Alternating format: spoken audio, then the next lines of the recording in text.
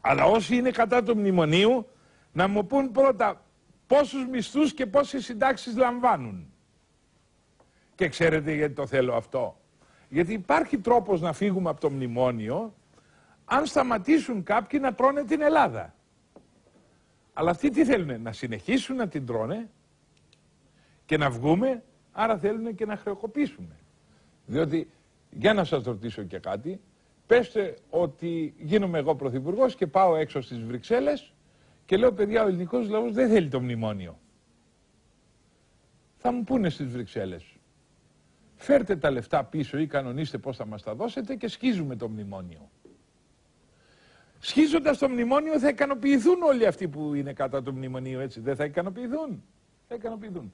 Τα λεφτά όμως θα βοηθήσουν να τα γυρίσουμε. Δηλαδή, εγώ φοβάμαι ότι αυτοί που μάχονται κατά του μνημονίου έχουν χάσει και τη λογική τους. Ποια έννοια? Να μου πούν τουλάχιστον, είμαι κατά του μνημονίου, κύριε Λεβέντη, και παρετούμε από τα περιουσιακά μου στοιχεία, παρετούμε από τις διπλές συντάξεις πράγματα που το σύστημα κακώς μου τα είχε δώσει, για να συμβάλλω στην έξοδο της χώρας από την κρίση. Για να βοηθεί ένα ταμείο να πληρώσουμε πίσω τα λεφτά. Κακό δεν είναι το μνημόνιο, κύριε Κασιμάτη, κύριε Μπέι, κύριε Μητρόπουλε? Κακό δεν είναι το μνημόνιο?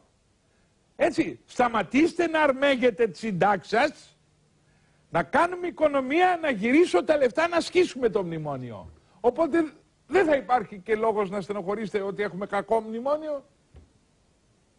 Εγώ δεν νομίζω στην Ευρώπη, αν τους πούμε σας γυρίζουμε τα λεφτά, να μην θέλουν να ασκήσουμε το μνημόνιο, γιατί μπλέξανε και αυτοί μαζί μας.